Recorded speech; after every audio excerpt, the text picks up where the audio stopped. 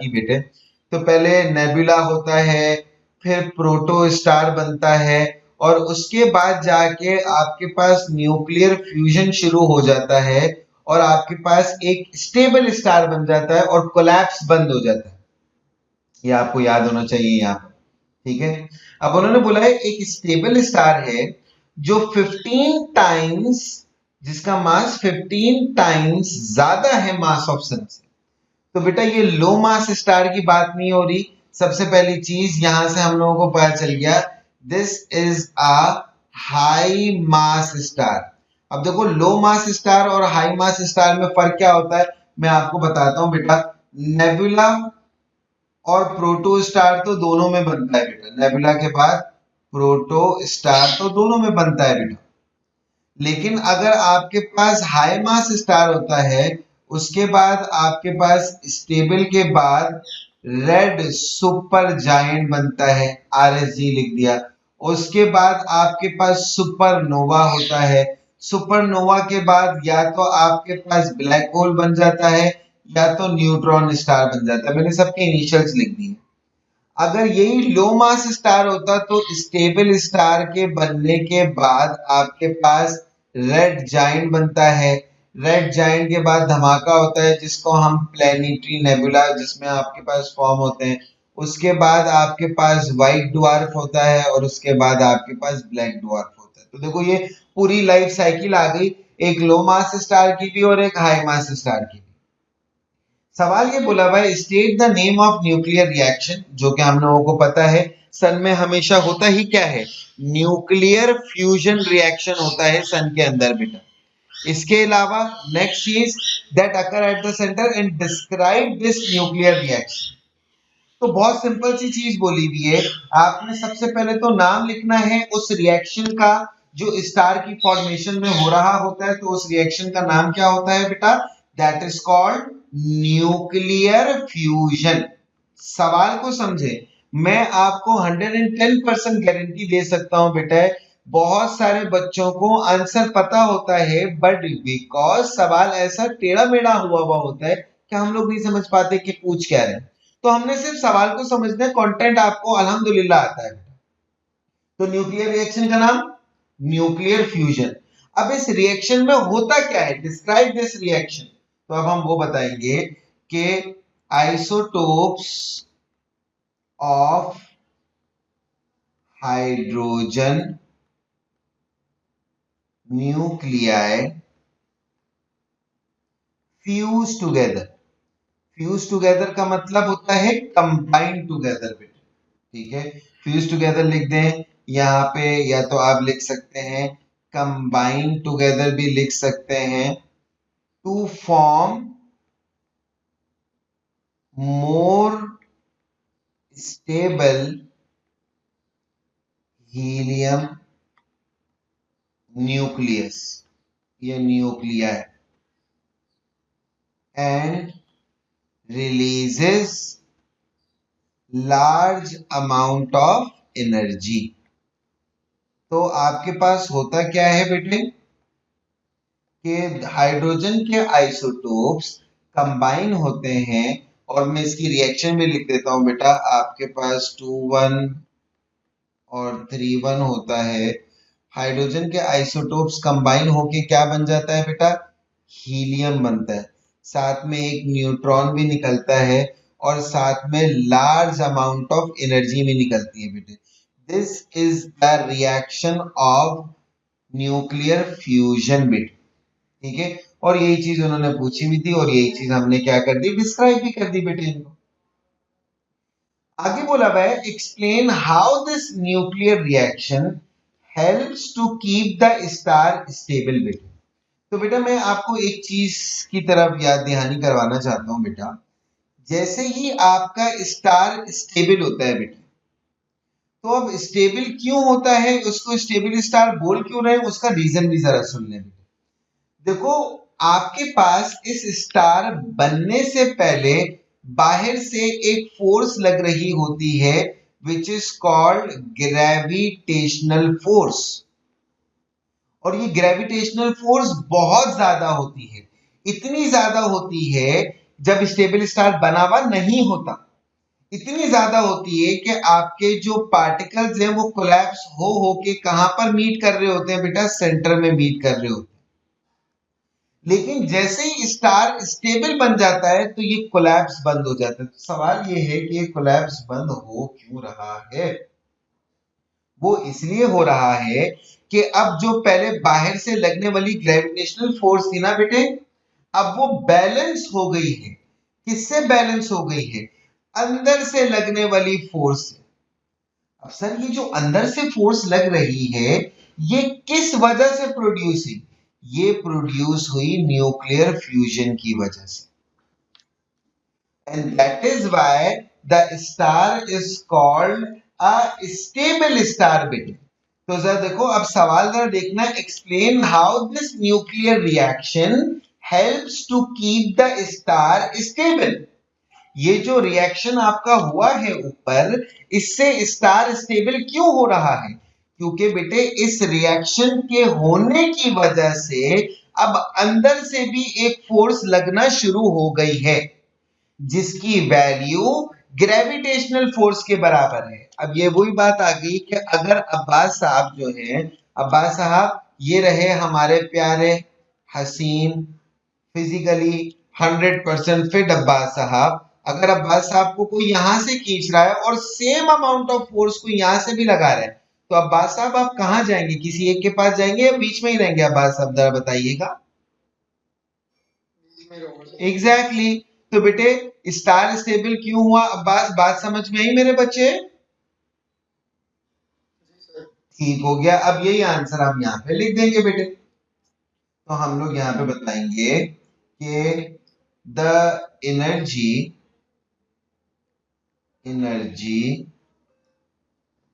Transfer, ये thermal energy, क्योंकि thermal energy है ना, स्टार आपस में जो पार्टिकल्स है आपस में कोलाइड कर रहे होते हैं जिसकी वजह से उनका टेम्परेचर इंक्रीज होता है। तो हम लोगों ने यहाँ पे बता दिया थर्मल एनर्जी इज ट्रांसफर्ड, सबसे पहली चीज, ठीक है, due to high temperature and pressure, the inward force is balanced। The inward, और इनवर्ट फोर्स भी आपके पास जो भी इनवर्ट फोर्स किस वजह से हुई है? न्यूक्लियर फ्यूजन की वजह से हुई है। Inward force is balanced by gravitational force. तो सबसे पहले तो एक चीज ये बता दिया कि यहाँ पे कौन सी एनर्जी इन्वॉल्व है। तो हमने बताया थर्मल एनर्जी इज ट्रांसफर, जिसकी वजह से स्टार के अंदर अंदर हाई प्रेशर है और टेम्परेचर है, और इसकी वजह से एक फोर्स प्रोड्यूस हुई जिसको हमने बोला इनवर्ट फोर्स, जो कि बैलेंस हुई भी है किससे? ग्रेविटेशनल फोर्स से। इसलिए अब कोलैप्स होना बंद हो जाता है और स्टार आपका स्टेबल बन जाता है। मेरे बच्चों, क्या ये बात सब बच्चों को अच्छे तरीके से समझ में आई बेटे? If yes please give a thumbs up बेटे। हुमना जी को आ गई, ओके नाइस, वेरी गुड बेटे, okay. Similarly, next, as a massive star approaches the end of its life, अब ज्यादा को एंड साइकिल पे जा रहे हैं और वो हम लोग एंड साइकिल पहले ही लिख चुके हैं। अब रेड सुपर जायंट, फिर सुपरनोवा, उसके बाद नेबुला बनेंगे, उसके बाद या तो ब्लैक होल या न्यूट्रॉन स्टार बन जाएगा। तो हम उस साइड की तरफ जा रहे हैं। It stop being stable and become a red super giant. State why the nuclear reaction can no longer keep the star stable। अब जरा देखो होता क्या है कि स्टार स्टेबल हो गया ना। अब ऑब्वियस सी बात है बेटे, दुनिया में इस पूरी कायनात में सिवाय एक जात के हर चीज लिमिटेड है। अल्लाह ताला की जात के पास जो भी चीज है वो अनलिमिटेड है। इसी तरीके से ये स्टार भी अल्लाह ताला ने बनाया है, तो इसके पास भी लिमिटेड रिसोर्सेज ही होंगे बेटे।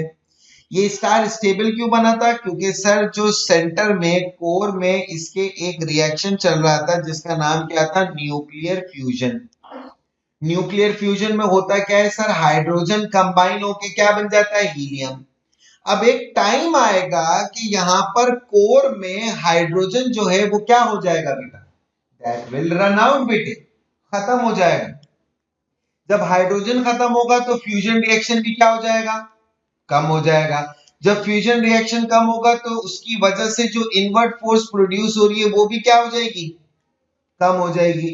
तो फिर बैलेंस रहेगी नहीं फोर्स, और स्टार दोबारा कोलैप्स करने लग जाएगा। तो बेटे सीक्वेंस समझ में आई बेटे, कि आपके पास ये स्टार अब स्टेबल क्यों नहीं रहा?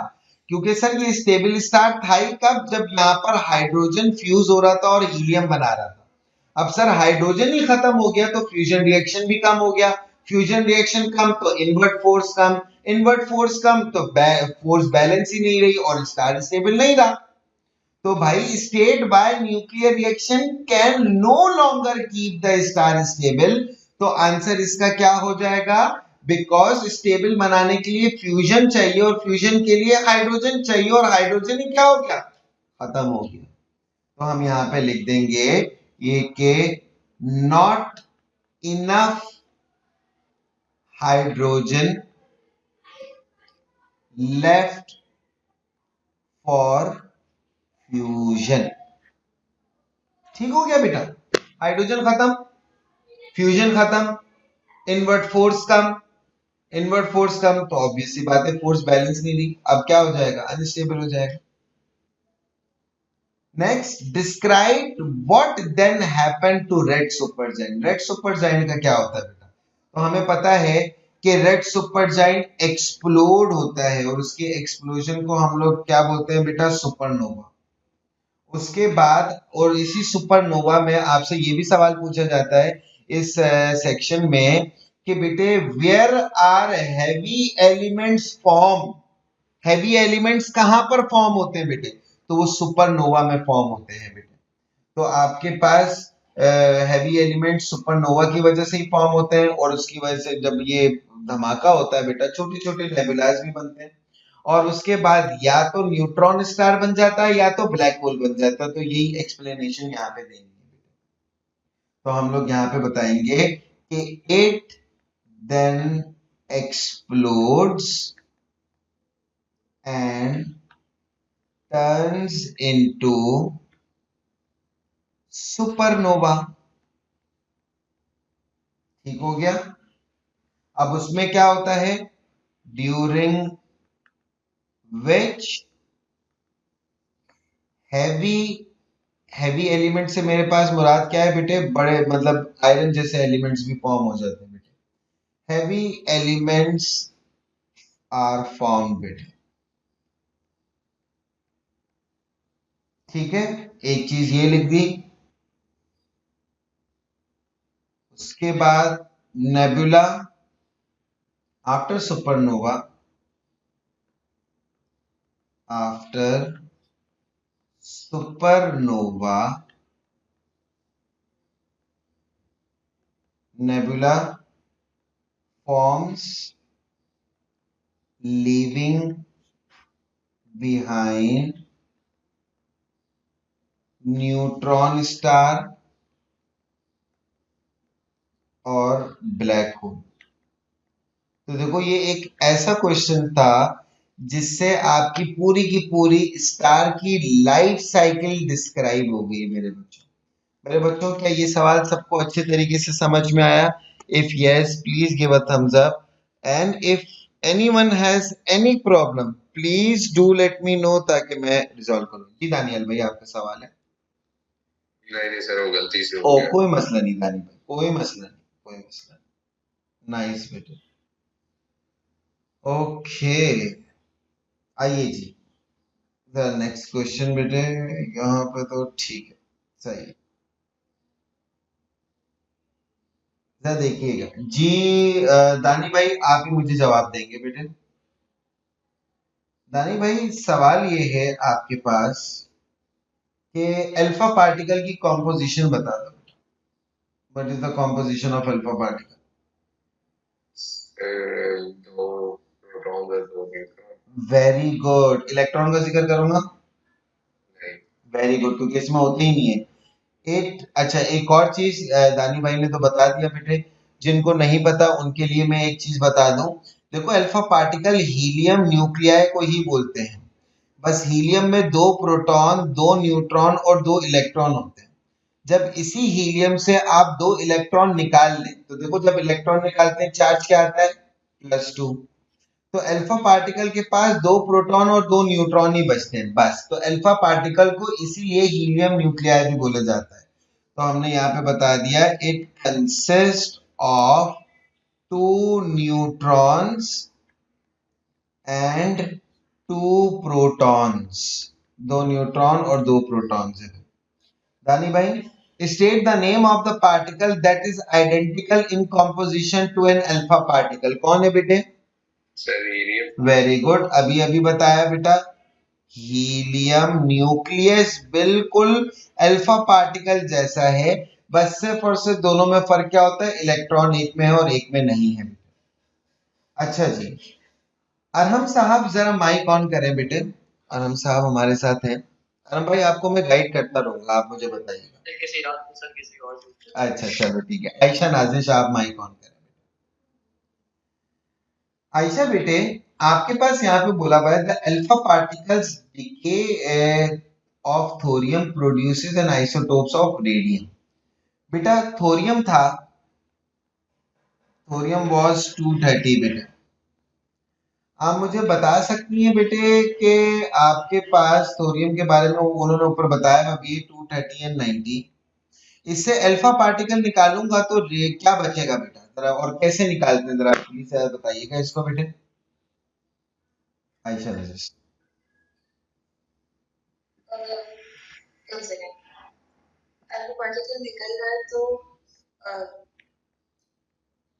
जी, रेडियम के ऊपर क्या बचेगा? नीचे। Very good. तो बेटा ये आपके पास क्या हो गया? देखने सवाल को, alpha particle decay of thorium produces radium. तो 88 हो जाएगा। 88, यस 88, ठीक है। तो अल्फा पार्टिकल, थोरियम से आपने अल्फा पार्टिकल निकाल दिया और क्या बन गया? रेडियम। तो देखो थोरियम ये था ना, एरो लगा दिया, अल्फा पार्टिकल 42 होता है, तो ऊपर से -4 नीचे से -2, तो 226 और 88 बची। अब इन्होंने सवाल ये पूछा हुआ है, miss Ayesha, the number of neutron in a neutral atom of radium. Radium के न्यूट्रॉन्स बताने, तो वो कैसे फाइंड आउट करूंगा मेरे बच्चे? 226 - 88। Very good. तो देखो यहाँ पे, अच्छा अब इस सवाल में ज्यादातर गलती क्या होती है, जरा वो भी मैं आपको बता देता हूँ, जो हमने देखी है बेटे। बच्चे थोरियम के न्यूट्रॉन निकाल देते, 230 में से 90 को माइनस करके निकाल देते।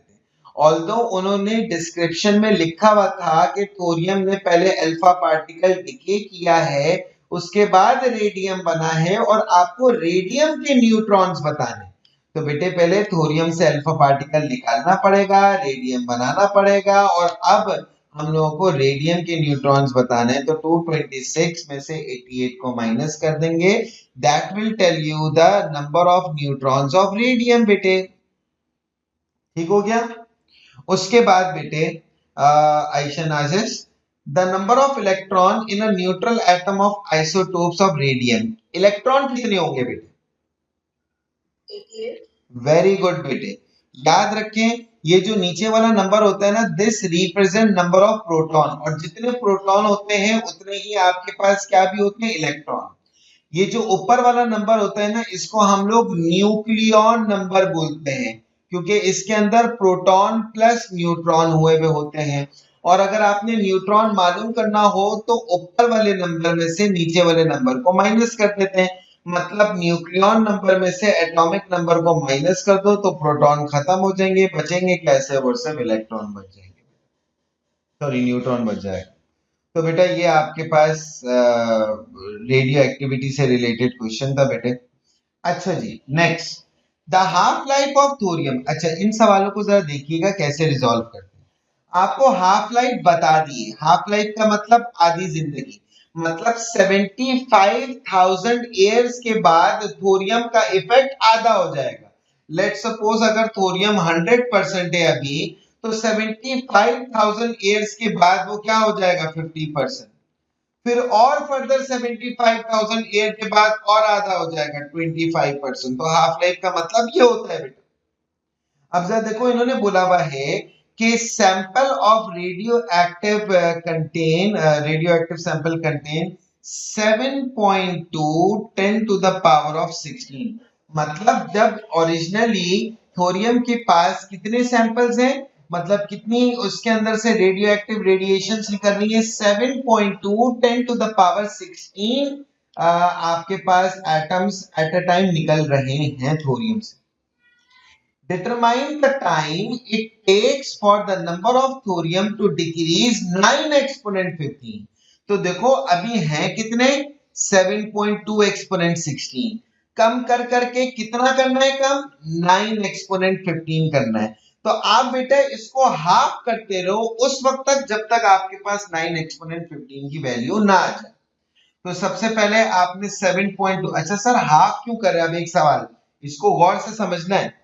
सर ये आप हाफ क्यों कर रहे हैं, क्योंकि बेटा रेडियो एक्टिव सैंपल कैसे डिक्रीज होते हैं, आधे आधे आधे होते रहते हैं। तो अभी 7.2 है, पहली दफा जब इसको आधा किया तो 7.2 का हाफ हो गया 3.6 10 टू द पावर 16। अभी भी ये वैल्यू नहीं आई जो इन्होंने बोली थी।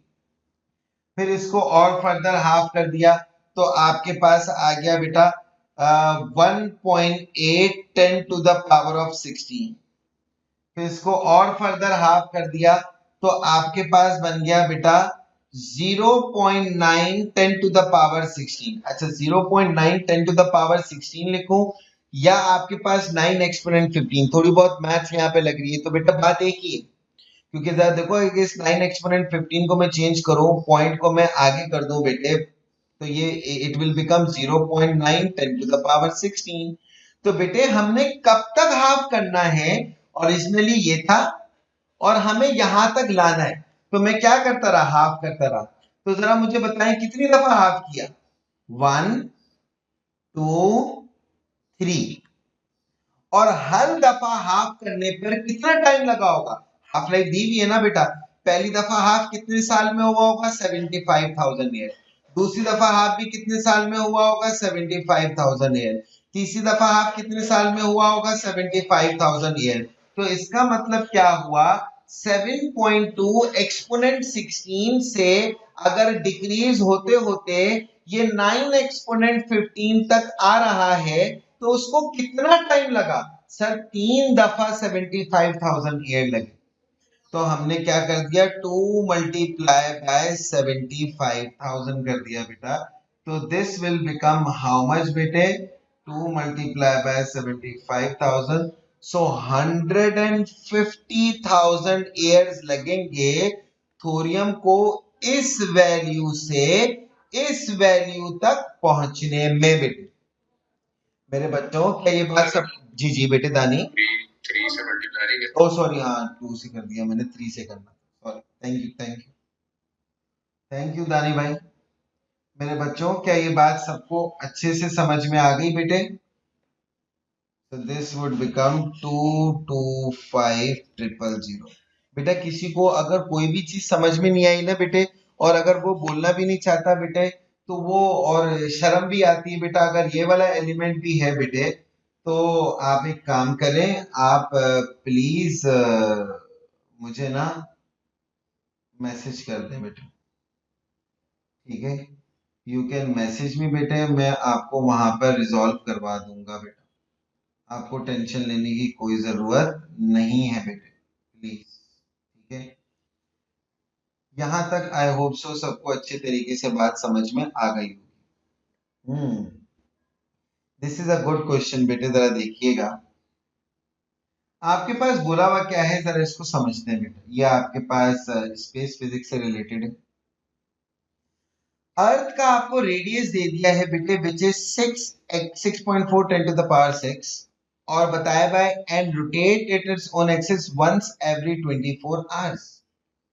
हर 24 घंटों में बेटे आपके पास क्या हो रहा है, वो रोटेट हो रहा है। आपके पास उसका एक्सिस बता दिया है, सर्कुलर रोटेशन बता दिए, इक्वेटर बता दिए, सब कुछ बता दिया बेटा। आपको क्या बताना है, calculate the speed of an object at equator as it moves in a circular path around the axis. आपको क्या निकालना है, स्पीड ऑफ द ऑब्जेक्ट निकालनी है। तो बेटे एक्चुअली में ये कौन सी स्पीड मांग रहे हैं यहाँ पे, अब ये देखो हमारे पास इस चैप्टर में दो स्पीड के फॉर्मूलाज हैं। एक स्पीड का फॉर्मूला डिस्टेंस ओवर टाइम है और एक ऑर्बिटल स्पीड का फॉर्मूला है 2πr ओवर कैपिटल टी बेटे। ठीक है, तो बेटे आपके पास कोई भी अगर ऑब्जेक्ट यहां पर हुआ भी तो वो क्या करेगा, इट विल रोटेट बेटे, क्योंकि आपके पास अर्थ क्या कर रहा है, रोटेट कर रहा है। तो मैं स्पीड का कौन सा फॉर्मूला इस्तेमाल करूं, सर ऑब्वियस सी बात है आप ऑर्बिटल स्पीड का फॉर्मूला इस्तेमाल करेंगे, क्योंकि द ऑब्जेक्ट इज रोटेटिंग और when the object is rotating what kind of speed the object poses, it is called the orbital speed. तो अब ऑर्बिटल स्पीड का फॉर्मूला हम लोगों को पता चल गया, it is 2πr over capital T. क्या हमें रेडियस पता है, यस हम लोगों को रेडियस गिवन था 6.4 10 टू द पावर ऑफ 6, और टाइम पता है, यस हमें टाइम पता है 24 आवर्स थे, लेकिन मुझे इस टाइम को सेकंड्स में चेंज करना पड़ेगा। तो आवर्स से मिनट में कैसे जाते हैं, मल्टीप्लाई बाय 60, मिनट से सेकंड्स में कैसे जाते हैं, multiply by 60, and there you go, you have got your time in seconds बेटे। अब जरा देखो प्लीज मेक श्योर यहाँ पर आपको एक चीज का सही से अंदाजा लगाना पड़ता है बेटा, कि आपको कौन सा फॉर्मूला यूज करना है बेटे।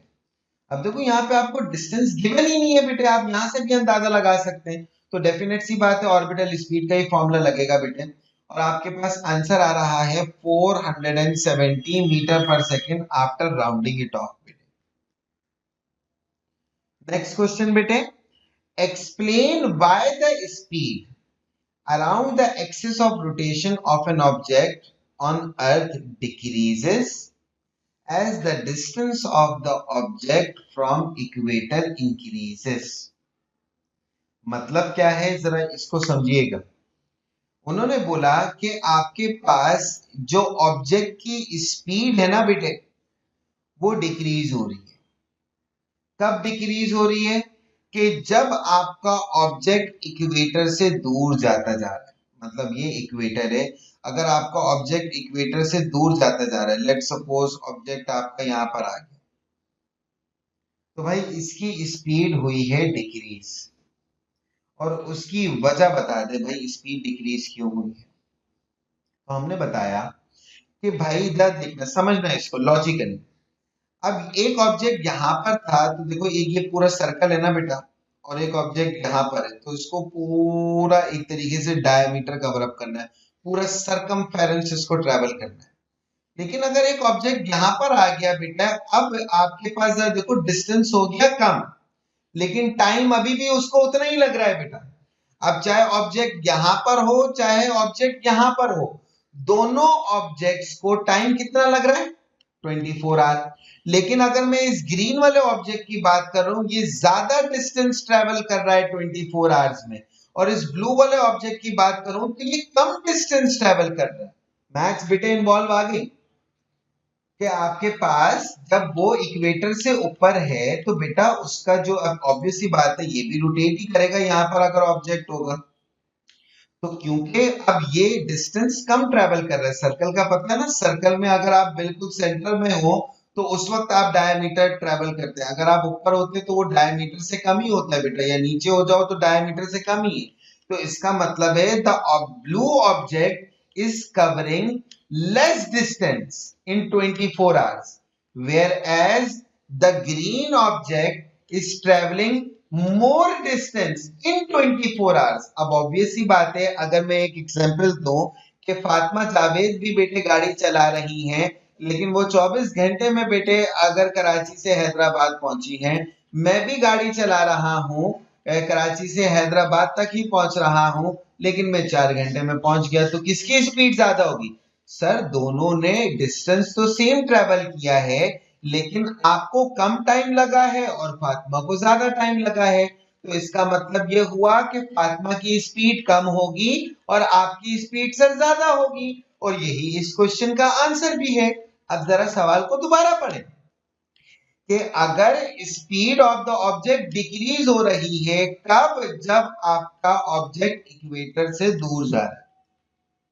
क्यों? क्योंकि दोनों को टाइम सेम लग रहा है, लेकिन दोनों डिस्टेंस एक कम ट्रेवल कर रहा है और एक ज्यादा।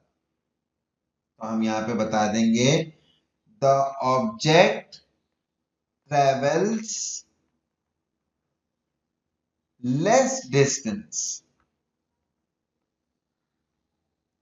In same 24 hours as compared to the object at equator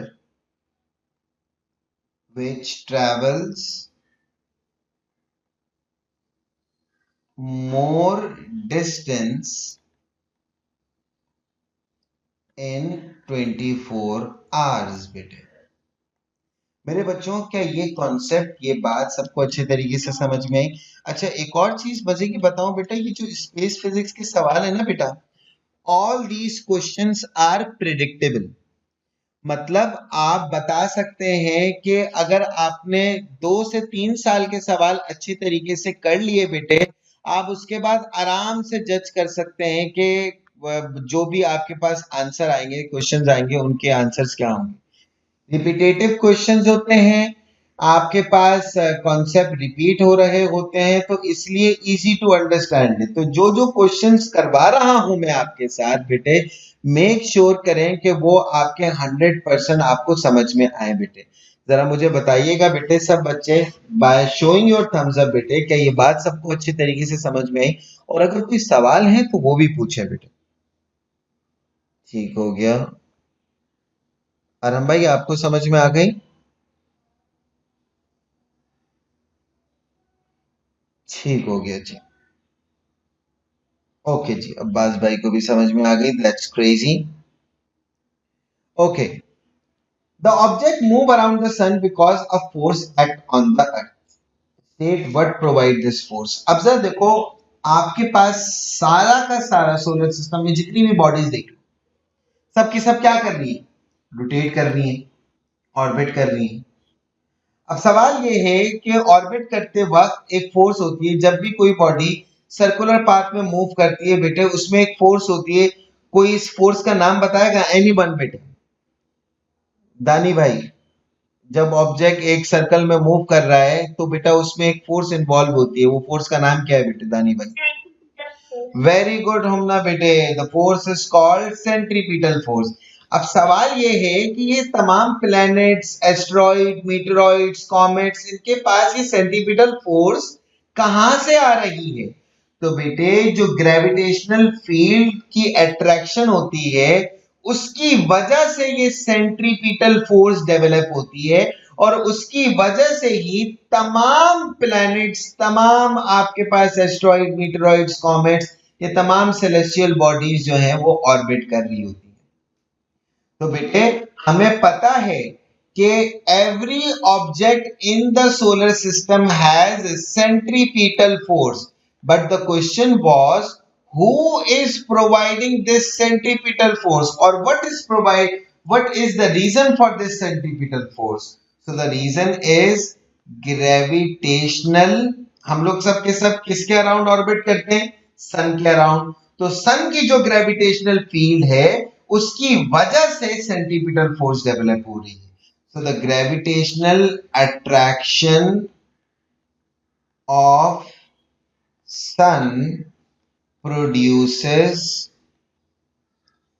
centripetal force which helps to rotate around sun। तो जो सन की, अच्छा एक और भी सवाल है, मेरा ये सवाल है, दानी भाई माइक ऑन करना। दानी भाई मुझे एक बात बताओ, हम लोग सन के अराउंड ही ऑर्बिट क्यों कर रहे हैं सारे के सारे? वजह, रीजन पता है आपको? सर ये सबसे ज्यादा ग्रेविटेशनल फोर्स सन के पास। वेरी गुड, एक्सीलेंट दानी भाई, यार तुम बहुत कमाल के हो यार, नाइस। क्योंकि सबसे हमारे सोलर सिस्टम में सबसे ज्यादा ग्रेविटी है किसकी? सन की। तो जिसकी सबसे ज्यादा ग्रेविटी है उसी की सबसे ज्यादा ग्रेविटेशनल अट्रैक्शन है। That is why every celestial body in our solar system is rotating around sun bete, because sun has the most gravitational field in our solar system. Next question bete, the orbit of the earth around the sun is an ellipse. ये हम लोगों को पता है, हम लोग इसमें यहाँ पे कंसिडरेशन करते हैं कि असल में ऑर्बिट जो है वो इलिप्टिकल है, लेकिन हम लोग कंसिडरेशन में क्या करते हैं? सर्कुलर ऑर्बिट हम लोग कंसिडर करते हैं। अब क्वेश्चन पूछा हुआ है, describe what happened to the magnitude of the force that act on earth as it moves in an elliptical orbit. इसको जरा सुनिएगा बेटे, तो देखो इलिप्टिकल ऑर्बिट कैसा होता है, जरा वो भी आपको बना दूं बेटे। This is a elliptical orbit बेटे। नाउ आपके पास इलिप्टिकल ऑर्बिट की खास बात क्या होती है बेटा? इसका हर जगह से सेंटर जो है वो सेम नहीं होता। This is your son and this is your earth बेटे, ठीक है? ये आपके पास अर्थ आ गया बेटा, और ऑर्बिट देख लो आपके पास इलिप्टिकल। तो अब आपके पास क्या हो रहा है, आपको क्या डिस्क्राइब करना है बेटा? फोर्स की मैग्नीट्यूड के बारे में बताना है। तो देखो, जब आपका अर्थ सन के करीब है तो इसके पास फोर्स ज्यादा है, लेकिन जैसे ये अर्थ सन से दूर जाएगा तो फोर्स भी आपके पास क्या हो जाएगी बेटे? कम हो जाएगी। तो इसका मतलब है सेंट्रीपिटल फोर्स पूरे ऑर्बिट में कांस्टेंट नहीं है बेटे, कहीं पर ज्यादा हो रही है। और कहां पर ज्यादा हो रही है? जब अर्थ सन के क्लोज होता है तो उस वक्त सेंट्रीपिटल फोर्स ज्यादा है। जब अर्थ सन से दूर होता है तो उस वक्त इसकी फोर्स क्या हो जाएगी बेटे? कम हो जाएगी। और ये आपको यहाँ पे मेंशन करना है कि describe what happened to the magnitude of force. तो अर्थ के ऊपर एक फोर्स लग रही है जिसको हमने सेंट्रीपिटल फोर्स बोला, जो कि ग्रेविटेशनल फोर्स की वजह से प्रोड्यूस हो रही है बेटे। इस फोर्स को क्या हो रहा है बेटे? The magnitude of this force sometimes increases and sometime decreases. ठीक है, तो हम लोग यहाँ पे बताएंगे कि force increases as Earth is closer to Sun and decreases as it moves away from Sun. सन से दूर जाएगा तो ये फोर्स डिक्रीज हो रही है, टूवर्ड्स आ रहा है तो यही फोर्स इंक्रीज हो रही है। और दूसरी चीज, एक चीज यहाँ पे मेंशन भी कर दीजिएगा कि force does not remain constant. Force constant होती ही नहीं है बेटे। क्यों नहीं होती? Because the orbit is elliptical. When it is closer to sun it increases, और जब ये दूर जाता है सन से तो it decreases. Next question, explain why the earth travel the slowest when it is at the farthest distance from sun. तो अगर ये जो इलिप्टिकल ऑर्बिट बनाया है तो मेरे हिसाब से आपके पास ये वो पॉइंट होगा अर्थ का जहां पर आपके पास अर्थ की स्पीड सबसे कम है। सवाल ये है कि यहां पर अर्थ की स्पीड सबसे कम क्यों है? अब जरा देखो, यहां पर आपको मैं एनर्जी से रिलेट हम लोगों को कंपेयर करके आपको आंसर बताना पड़ता है। देखो, जब आपके पास अर्थ सन से सबसे करीब होता है तो बेटा इसकी ग्रेविटेशनल पोटेंशियल एनर्जी सबसे कम होती है और काइनेटिक एनर्जी ज्यादा होती है। अगर आपको याद हो, ग्रेविटेशनल पोटेंशियल एनर्जी का फॉर्मूला क्या होता है? mgh। अब अर्थ और सन के दरमियान का डिस्टेंस अगर कम है तो ग्रेविटेशनल पोटेंशियल एनर्जी भी क्या है? कम। तो अगर ये चीज कम हो गई तो आपके पास दूसरी एनर्जी क्या होगी, ज्यादा होगी।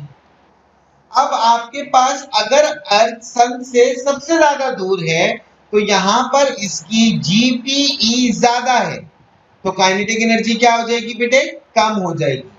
तो इसका मतलब अब जरा देखो काइनेटिक एनर्जी का फॉर्मूला क्या होता है, हाफ एम वी स्क्वायर। अब काइनेटिक एनर्जी अगर कम है तो स्पीड भी आपके पास क्या होगी, कम होगी। तो देखो अब इस चीज को याद रखना, जब आपके पास अर्थ सन के सबसे क्लोजेस्ट होता है तो कौन सी एनर्जी ज्यादा होती है, काइनेटिक एनर्जी। कौन सी एनर्जी कम होती है, ग्रेविटेशनल पोटेंशियल एनर्जी। तो अगर मैं बोलूं where is the earth rotational speed most when it is very close to the sun, or why the earth is slowest when it is furthest away, because at that moment gravitational potential energy is more and kinetic energy is less, और kinetic energy कम है तो speed भी आपके पास definitely come हो जाएगी। देखो फॉर्मूले में आ रहा है ना, काइनेटिक एनर्जी का फॉर्मूला क्या है, हाफ एम वी स्क्वायर। तो काइनेटिक एनर्जी के फॉर्मूला में ही स्पीड आ रही है बेटे। तो अगर काइनेटिक एनर्जी कम है तो स्पीड भी आपके पास क्या होगी बेटे, कम होगी। तो बेटे हमने ये मेंशन कर दिया कि एट ग्रेटेस्ट डिस्टेंस, मतलब सबसे ज्यादा जब अर्थ आपका सन से दूर है, at greatest distance gravitational potential energy, मैंने जीपी लिखा है लेकिन आप अपने फाइनल आंसर्स में जब पेपर लिख रहे हो तो पूरा लिखिएगा, gravitational potential energy is greatest and hence kinetic energy is smallest।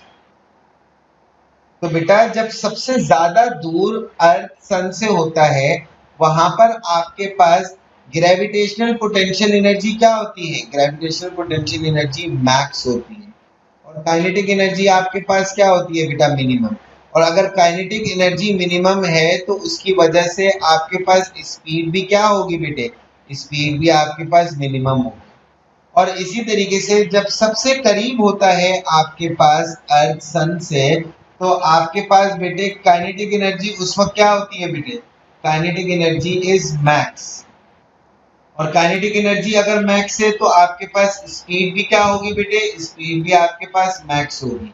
लेकिन ग्रेविटेशनल पोटेंशियल एनर्जी उस पॉइंट पे क्या होगी बेटे, मिनिमम है। मेरे बच्चों मुझे बताइएगा क्या ये बात, ये सवाल, ये क्वेश्चन, ये कॉन्सेप्ट सबको अच्छे तरीके से समझ में आया? If yes please give a thumbs up, if no you can ask me question.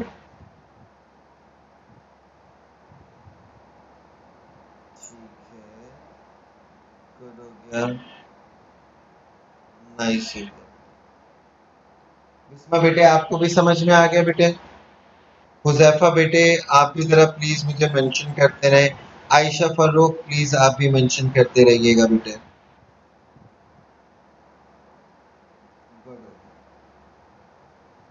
Okay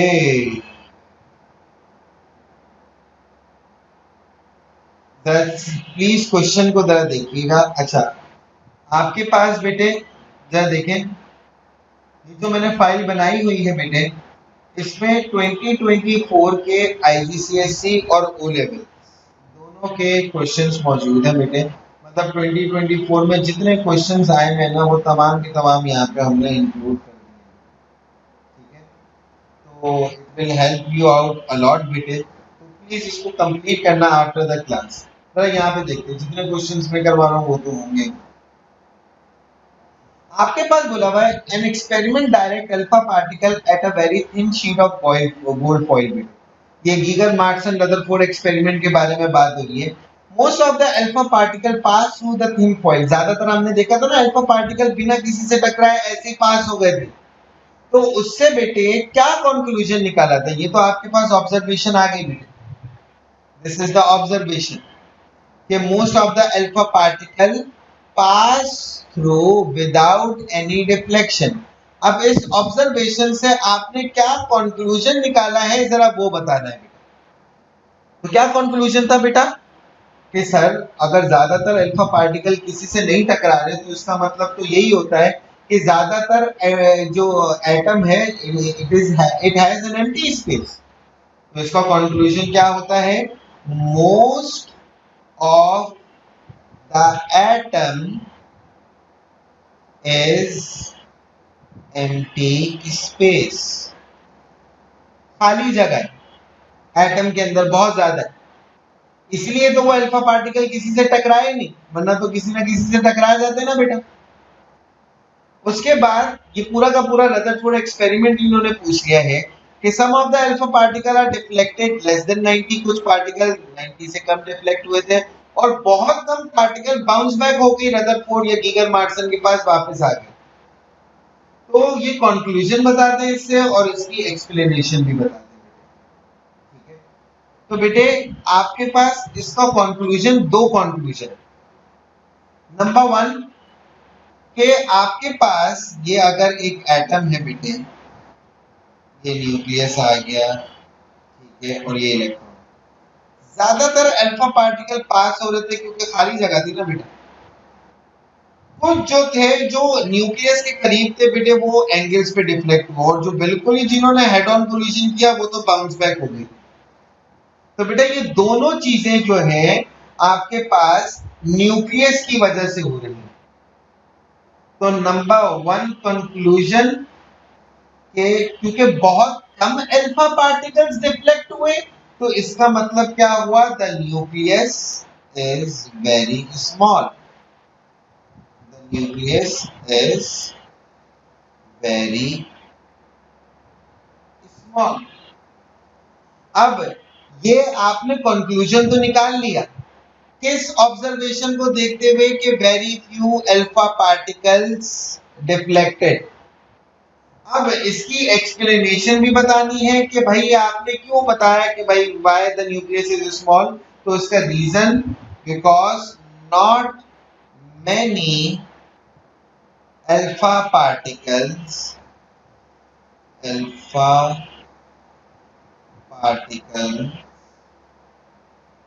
pass close to nucleus. अगर एक मिसाल है कि अगर आपके पास न्यूक्लियस बड़ा होता तो बेटा ज्यादा अल्फा पार्टिकल डिफ्लेक्ट होने चाहिए थे ना बेटा, ज्यादा होते बेटे, लेकिन very few alpha particle deflected. इसका मतलब क्या हुआ कि न्यूक्लियस भी बहुत छोटा सा ही है बेटे, इसलिए बहुत कम पार्टिकल्स डिफ्लेक्ट हुए। दूसरा कंक्लूजन बेटे आपके पास ये जो बाउंस बैक हो गए इनके बारे में बताना है। अब जरा इसको भी जरा समझिएगा।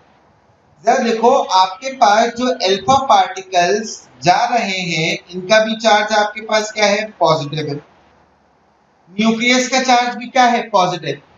पॉजिटिव और पॉजिटिव आपस में अट्रैक्ट करेंगे या रिपेल करेंगे? डेफिनेट सी बात है सर, दे विल रिपेल। अब सवाल ये है कि रिपेल होके अल्फा पार्टिकल दूर चला गया लेकिन न्यूक्लियस अपनी जगह पर रहा। इसका मतलब क्या हुआ?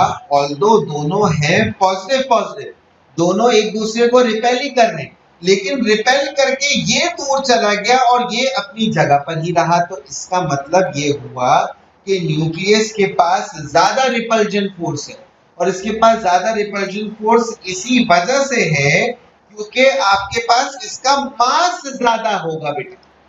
अब एक मिसाल है कि अगर दानी भाई आप हमारे साथ हैं बेटे? दानी भाई आज हम आपकी एक ख्वाहिश पूरी कर रहे हैं बेटे।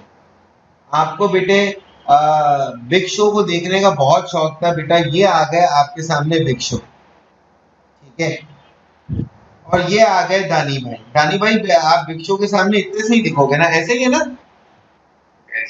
अब दानी भाई आप भागते हुए जा रहे हो और बिग शो से टकराओगे तो क्या बिग शो आगे पीछे होगा?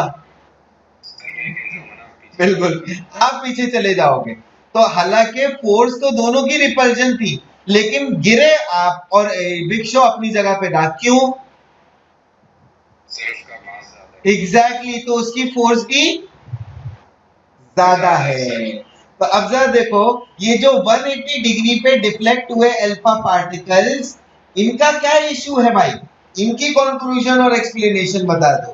तो हमने यहाँ पे बता दिया भाई, कंक्लूजन तो सीधा सीधा ये है आपके पास कि the mass of the nucleus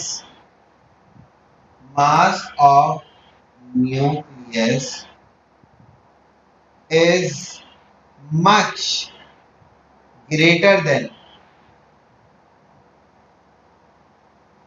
mass of alpha particle, और इस वजह से न्यूक्लियस अपनी जगह पे था, अल्फा पार्टिकल को दूर जाना पड़ गया। तो अब हम लोग यहाँ पे इसका एक्सप्लेनेशन यही है बेटे कि क्या large force of repulsion between alpha particle and nucleus. ठीक हो गया जी। उसके बाद state the change in the nucleus. Okay, आपके पास हुआ क्या है, the isotope decays by emitting beta particle. State the change in the nucleus which occur when beta particle is emitted. तो अगर मैं लिखूं, जरा गौर से सुनिएगा, एक मिसाल है, आपके पास लेट सपोज ये सोडियम है 23 और 11, अगर इसमें से बीटा पार्टिकल निकल रहा है तो आपके पास कोई एक चीज बनेगी, क्या क्या, जो इस X का न्यूक्लियन नंबर क्या होगा और प्रोटॉन नंबर क्या होगा। सर 23 में से 0 माइनस कर दें तो 23 ही रहा। अच्छा, इसी तरीके से 11 में से माइनस करते हैं -1 तो आपके पास 12 हो गया। मैं चाहूंगा कि मेरे पास फातिमा जवाद, बेटे आप माइक ऑन करें, फातिमा जी माइक ऑन करें, आंसर मैं आपको बताऊंगा। फातिमा जी, क्या आप मुझे बता सकती हैं इस सोडियम और इस X में क्या डिफरेंस है? इलेक्ट्रॉन नहीं, इलेक्ट्रॉन का ये है ही नहीं, इलेक्ट्रॉन का यहाँ पे हम लोग जिक्र ही नहीं करेंगे। Very good. सोडियम में एक आपके पास प्रोटॉन कम है, 1 प्रोटॉन इज लेस, और यहाँ पर 1 प्रोटॉन इज मोर, ऐसे ही है। और क्या फर्क है? एक और भी फर्क है, मुझे बताओ सोडियम में न्यूट्रॉन कितने बेटे? यही होगा 23 माइनस 11, तो कितने न्यूट्रॉन आ गए आपके पास बेटे? X के अंदर न्यूट्रॉन कितने? तो डिफरेंस समझ में आ गया बेटे? जब भी बीटा पार्टिकल निकलेगा तो एक प्रोटॉन बढ़ जाएगा और एक न्यूट्रॉन, तो यही आंसर है इसका। State the change in the nucleus which occurs when beta particle is emitted. तो एक प्रोटॉन क्या हो जाएगा? बढ़ जाएगा, और एक न्यूट्रॉन क्या हो जाएगा? कम हो जाएगा। तो हम यहां पे लिख देंगे 1 proton is increase and 1 neutron is decrease. ठीक हो गया बेटे? अच्छा, आपको इस आइसोटोप की हाफ लाइफ दी दी है बेटे, 29 ईयर्स दी दी है। आपके पास बोला हुआ है the initial mass of the स्टोनियम इज 25 मिलीग्राम। सवाल ये पूछा हुआ है 87 ईयर्स के बाद कितना मास बचेगा। तो मैं अब जरा देखो यहाँ पे हाफ लाइफ वाले क्वेश्चंस में मैं ये देखूंगा कि इन्होंने टाइम दिया हुआ है 87 ईयर्स और पूछा हुआ है 87 ईयर्स के बाद कितना मास बचेगा। तो मैं तो ये चीज चेक करूंगा कि 87 ईयर्स तक इसकी कितनी हाफ लाइफ हो चुकी होगी। अब एक हाफ लाइफ कितने ईयर्स की है? Very good. तो इसका मतलब हुआ ये जो 25 मिलीग्राम स्टोनियम है ये कितनी दफा हाफ हो जाएगा? 3 दफा हाफ हो जाएगा। क्यों? क्योंकि आप जरा देखें आपके पास है क्या, आपके पास एक हाफ लाइफ कितने ईयर्स की है? वो ऊपर बताया हुआ 29 ईयर्स की है। तो 3 हाफ लाइफ 87 ईयर्स की होगी। तो 87 को मैंने डिवाइड कर दिया 29 से, तो मुझे पता चल गया 3 हाफ लाइफ है। तो इसका मतलब 25 मिलीग्राम को मुझे कितनी दफा हाफ करना पड़ेगा? 3 दफा। तो पहली दफा जब मैंने हाफ किया, तो this is for the first time, पहली दफा हाफ करने के बाद कितना हो गया? 12.5, ये फर्स्ट हो गया। उसके बाद दूसरी दफा हाफ करूंगा बेटा, तो ये हो गया आपके पास 6.25। उसके बाद तीसरी दफा हाफ करूंगा। सर 3 हाफ लाइफ ही क्यों कर रहे हैं? बेटा आपको देख लो हम लोगों ने किया क्या है। तो दिस वुड बिकम 2.08। तो after 3 half lives how much mass is left? 2.08 gram is left बेटा। ठीक है मेरे बच्चों, यहाँ पर 3 हाफ लाइफ क्यों हुई? क्या ये बात सबको समझ में आई बेटे? If yes, please give a thumbs up. If you want me to repeat myself again, I'll repeat it बेटे।